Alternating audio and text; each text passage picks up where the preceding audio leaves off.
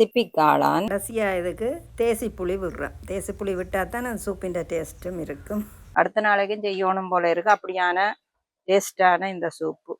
இது சிப்பி காளான். எங்களோட வீட்டில் எடுத்த காளான். இதை முதல் துப்புரவாக்குவோம். இப்படி துப்புரவாக்குறது ஈஸியான வேலை. கட் பண்ணிட்டு தண்ணியில் அலசி எடுப்போம்.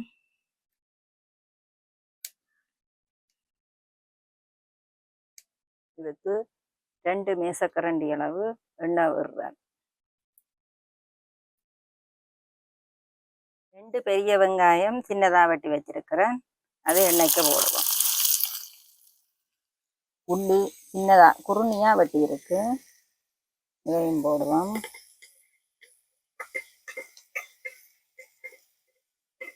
இந்த வெங்காயம் வதங்குறதுக்கு கொஞ்சம் உப்பு போடுறேன். நல்லா கெய்யா வெங்காயம் வதங்கி நல்லா தட்டி போட்டு இஞ்சி கொஞ்சம் போடுறேன்.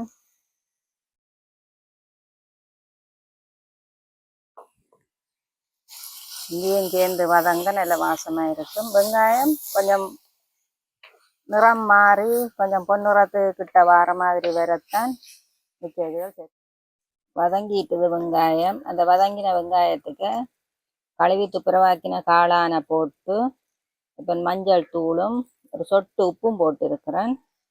இது இப்படியே மூடி விடுவேன். இப்படியே அவியட்டுக்கும். காளான் கொஞ்ச நேரம் அவியணும். தண்ணி தன்மை தானே அது. அதில் வந்து பார்ப்போம் பாருங்க, அந்த எண்ணெய் தன்மையும் இருந்தது, அதோட இந்த காளான்ற தண்ணியும் சேர்ந்து நல்லா அவிஞ்சு வதங்கப்பட்டு வந்துட்டது. ரொம்ப போட்ட காளான் மாந்தி அப்படியே வந்துட்டது. தூள் தான் நான் போட போகிறேன். மிளகு தூள் போட்டு இதுக்கு அளவான தண்ணி 3 பேருண்டா 3 கப், 4 பேருண்டா 4 கப் தண்ணி விட்டு இதை இப்படியே நல்லா கொதித்து அவிய விடணும். இப்போ இதுக்கு உப்பு காணாமல் இருக்குது. முதல் போட்டது கொஞ்சம் தானே, அதையும் போட்டுட்டு உள்ளி கொஞ்சம் குத்தி போடுறோம். குத்தி போட்டால் கொஞ்சம் வாசமாக இருக்கும். அப்படி என்றாலும் மற்ற முறுக்கமில கடைசியாக போடுறோம். நல்லா கொதிச்சிட்டுது. இனி இறக்குவோம்.